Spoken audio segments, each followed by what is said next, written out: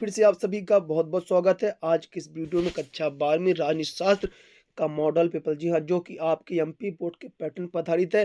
पूरे most question का ये मॉडल पेपर है। टोटल मैं आपको 4 सेट कराऊँगा और यहाँ से आपके ज़्यादा से ज़्यादा क्वेश्चन परीक्षा में आने वाले इसी मॉडल पेपर से आएँगे। तो चलिए शुरू करते हैं। साथ ही साथ अगर आप इस मॉडल पेपर करते हो तो आपने तैयारी कितनी कर ली है, आपको पूरा पता चल जाएगा। तो चलिए शुरू करते हैं वीडियो। ध्यान से कि क्वेश्चन आपको करना है।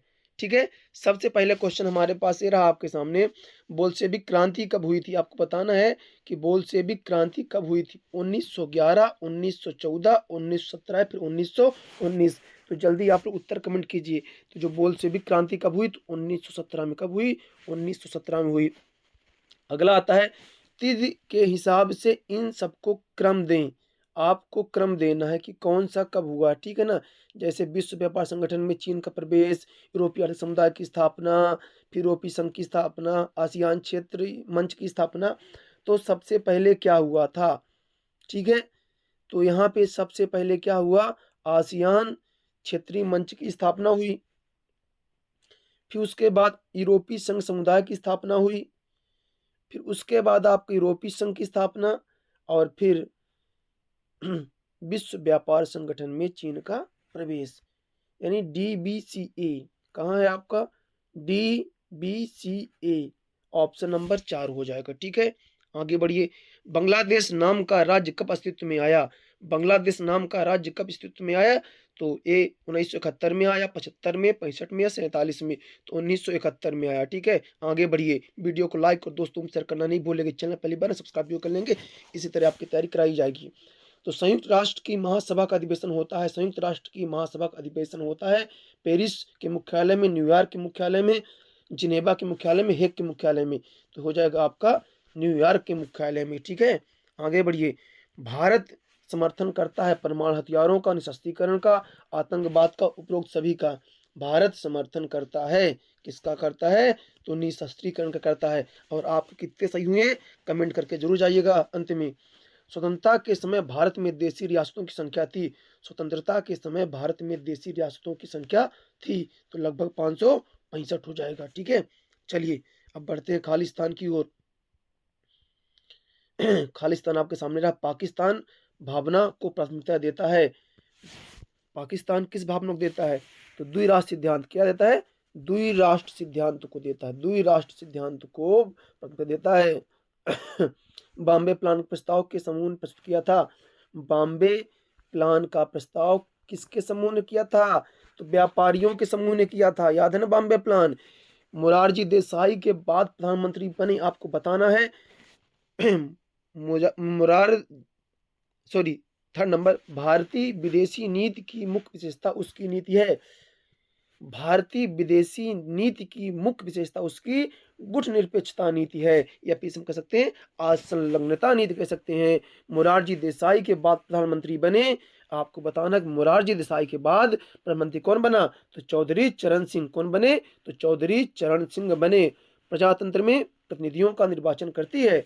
प्रजातंत्र में प्रतिनिधित्व कौन करता है? तो जनता करती है। अनेक पार्टियां मिलकर सरकार बनाती हैं, उसे कहते हैं, अनेक पार्टियां मिलकर सरकार बनाती हैं उसे क्या कहते हैं? तो गठबंधन कहते हैं। सन 2004 में विश्व के 160 देशों ने पर हस्ताक्षर किए थे। सन 2004 में विश्व के 160 देशों ने पर हस्ताक्षर किए थे। किसने किए? किसमें किए थे? क्योटो प्रोटोकॉल में। किसमें किए थे? Kyoto protocol. किसमें?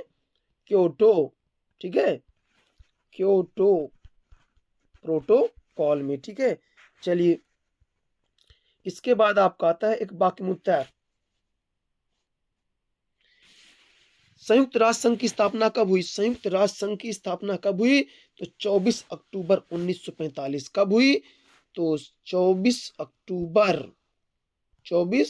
अक्टूबर 1945 में, ठीक है। आगे बढ़िए। चिपको आंदोलन के प्रवर्तक कौन थे? चिपको आंदोलन के प्रवर्तक कौन थे? तो सुंदरलाल बहुगुणा। कौन थे? सुंदरलाल बहुगुणा। 1947 में जम्मू कश्मीर का शासक कौन था? 1947 में जम्मू कश्मीर का शासक कौन था? राजा हरि सिंह। कौन था? राजा हरि सिंह था। सिल्वर क्रांति किससे संबंधित है? सिल्वर क्रांति किससे संबंधित है? तो अंडों के उत्पादन में वृद्धि से। विदेशी नीति का प्रमुख निर्धारक तत्व किसे कहते हैं? विदेशी नीति का प्रमुख निर्धारक तत्व किसे कहते हैं? तो भू राजनीतिक स्थिति को। ठीक है। सिंडिकेट से क्या तात्पर्य है? तो सिंडिकेट क्या है? पार्टी के बुजुर्ग नेता जिनका पार्टी संगठन पर नियंत्रण था। संसद मार्च का नेतृत्व किसने किया? संसद मार्च का किसने किया? जल्दी बताइए। तो जयप्रकाश नारायण। किसने किया? जयप्रकाश नारायण। अब आते हैं सत्य सत्य में। ठीक है। बाल्टिक गणराज्य का संघ अमेरिका से है। बाल्टिक गणराज्य का संघ अमेरिका से है। असत्य हो जाएगा। आसियान 10 देशों का क्षेत्रीय संगठन है। सत्य हो जाएगा। सुरक्षा परिषद को संयुक्त राष्ट्र का हृदय कहा जाता है। ये भी आपका सत्य हो जाएगा। भारत ने 1998 में द्वितीय परमाणु परीक्षण किया। ये भी आपका सत्य हो जाएगा। पेड़ कटाई रोकने के लिए चिपको आंदोलन लगाया गया। ये भी सत्य हो जाएगा। भारत में पूंजीवादी अर्थव्यवस्था है। ये असत्य हो जाएगा। पहला और छठवां असत्य है, बाकी सब सत्य हैं। अब चलते हैं सही जोड़ी की ओर। आप वीडियो को रोक के सही जोड़ी बनाइएगा।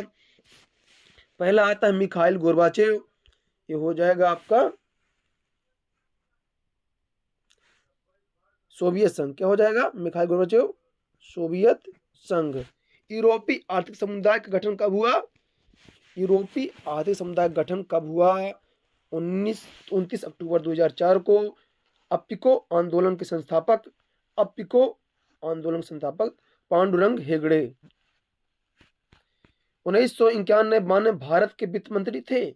91-92 भारत के मंत्री कौन थे? तो डॉक्टर मनमोहन सिंह। क्षेत्रवाद का दुष्परिणाम। तो राज्य व केंद्र के बीच तनाव। एच.डी. देवगौड़ा की सरकार के बाद किसकी सरकार आई थी? तो इंद्र कुमार गुजराल की सरकार आई। इसका स्क्रीनशॉट जल्दी से ले लीजिए। इनको बढ़िया से याद कर लीजिए, कॉपी में लिख लीजिएगा। अब चलिए प्रश्न उत्तर आते, इनके भी उत्तर बताऊंगा, तो वीडियो में बने रहिएगा। सोवियत प्रणाली क्या है? भारत की पूर्वी अवलोकन नीति का क्या उद्देश्य था? शरणार्थी किसे कहा जाता है? मानवाधिकार क्या है? यूएनईपी क्या है? पृथ्वी सम्मेलन क्या है? नवीन आर्थिक नीति का उपयोग। आर्थिक उदारीकरण के लाभ। इंस्ट्रूमेंट ऑफ एक्सेशन विलय पत्र क्या है? राज्यों का पुनर्गठन क्यों किया गया? नीति आयोग क्या है? केरल मॉडल क्या है? गुट निरपेक्षता और तटस्थता में अंतर स्पष्ट कीजिए। विदेश नीति का अर्थ। कांग्रेस प्रणाली क्या है? गैर कांग्रेस से क्या तात्पर्य है? क्षेत्रीय आकांक्षाएं क्या है? पृथकवाद का अर्थ बताइए। और ये जो प्रश्न है, इन सारे प्रश्नों को आपको काफी अच्छे से कर लेना है। सोवियत प्रणाली के उद्देश्य, विशेषताएं, शॉक थेरेपी 2040 तक चीन सबसे बड़ा बन जाएगा, स्पष्ट कीजिए। आसियान कार्य भूमिका स्पष्ट कीजिए। राजपंकज आयोग सिफारिशें। भारत विभाजन समय की कठिनाई का सामना करना पड़ा। नक्सलवाड़ी आंदोलन का अर्थ वर्णन करना था। ये सारे क्वेश्चन से आपको मैं उत्तर बताने वाला हूँ। इन सारे क्वेश्चन को आप बेहतरीन तरीके से कर लीजिएगा। ठीक है। ध्यान से देखिए, मैं बताऊंगा कि आप इसका पीडीएफ कैसे प्राप्त कर सकते हैं। चलिए अब इसका उत्तर देख लेते हैं। ठीक है ना। तो सबसे पहले आपको हो गया सही विकल्प का उत्तर हो गया। ठीक है। इसके बाद आपके हो गया खाली स्थान का उत्तर हो गया, रिक्त स्थान का। फिर आपका आता है एक शब्द या एक वाक्य में उत्तर हो गया आपका, है ना। इसके बाद आपका आ जाता है सत्य सत्य आपका रहा। इसके बाद सही जोड़ी आपका आ गया। ठीक है। प्रश्न क्रमांक 6। ठीक है। छठवां, सातवां, आठवां। आप जल्दी जल्दी स्क्रीनशॉट लेते जाइए। ठीक है ना। नौवां हो गया, इसका वर्णन कर देना जरूर, इनका वर्णन कर देना आपको। ठीक है ना। जो मैं पॉइंट लिखा हूं इनका वर्णन आपको कर देना है थोड़ा थोड़ा। 10वां हो गया। 11। ठीक है। 11 के बाद आपका आता है 12। 12 के बाद आपका आता है 13 नंबर। 13 का अथवा। फिर 14 नंबर। 14 का अथवा। 15 नंबर। 16 का अथवा। इनका थोड़ा वर्णन कर देना आपको। ठीक है ना। जो परिणाम है थोड़ा आप वर्णन इसका कर दीजिएगा। ठीक है। ये लीची वाला लीजिए, आसियान वाला। ठीक है। इस तरीका चैनल पहली बार सब्सक्राइब करिएगा, दोस्तों में जरूर शेयर करिएगा। संपूर्ण तैयारी आपकी बोर्ड पे कराई जाएगी। पीडीएफ के लिए हमारा नंबर है 7987 374158। इसमें SMS करके आप PDF प्राप्त कर सकते हैं, ठीक है ना। चलिए 19 नंबर हो गया आपका, 19 का अथवा रहा, फिर 20, ठीक है, 20 नंबर रहा, फिर 20 का आपको हो गया अथवा, फिर 21 नंबर, 21 का आपका अथवा रहा, ठीक है, इनका बड़े है ना, स्क्रीनशॉट लीजिएगा। 22 नंबर रहा, 22 का है ना, ये आपका बढ़िया से उत्तर लिखा हुआ है, 22 का अथवा हो गया, ठीक है। 23 नंबर हो गया, 23 का अथवा, ठीक है।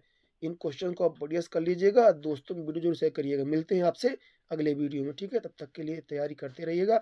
अगला वीडियो हमारे इतिहास में आएगा।